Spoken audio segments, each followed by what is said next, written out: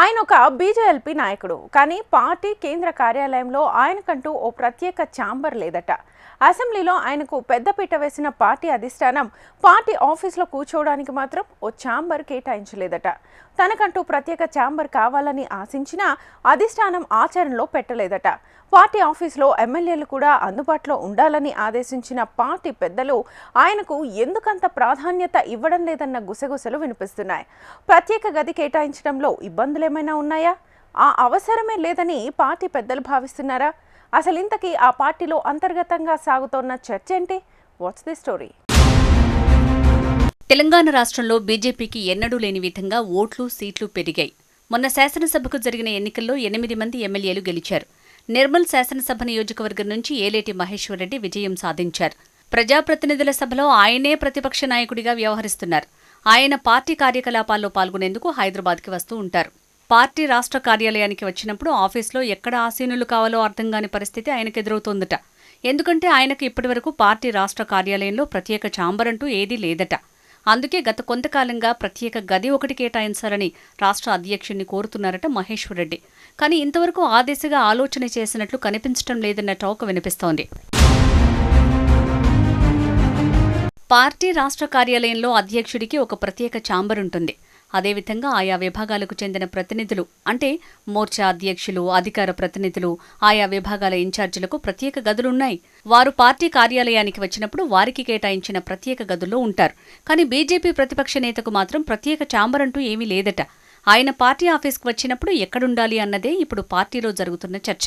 ఇప్పటివరకు పార్టీ పరంగా ఎల్పీ నేతకు ప్రత్యేక గది కేటాయించాల్సిన అవసరం పార్టీ పెద్దలకు రాలేదు. ఎందుకంటే గతంలో 2-3 ప్రజాప్రతినిధులు ఉండేవారు. వారంతా హైదరాబాద్లోనే ఉండటంతో ఆ అవసరం కనిపించలేదు.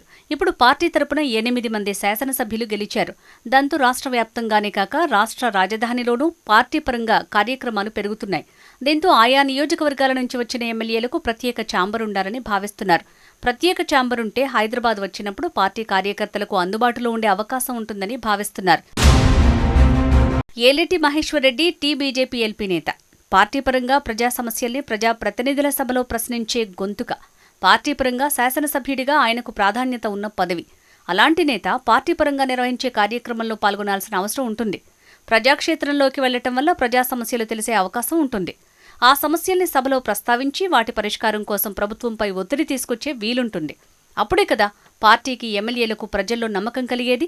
కానీ ఎందుకో కానీ మహేశ్వర్రెడ్డి అంత పెద్దగా పార్టీ పరంగా నిర్వహించే కార్యక్రమాలకు హాజరు కావటం లేదన్న వాదన లేకపోలేదు.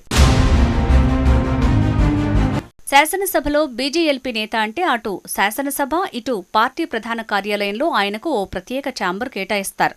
గతంలో కిషన్ రెడ్డి రాష్ట్ర అధ్యక్షుడిగా ఉన్న సమయంలోనూ ప్రత్యేక ఛాంబర్ కేటాయిస్తారని భావించారు. కానీ ఆయన ఆ దిశగా ఎప్పుడూ ఆలోచన చేయలేదు.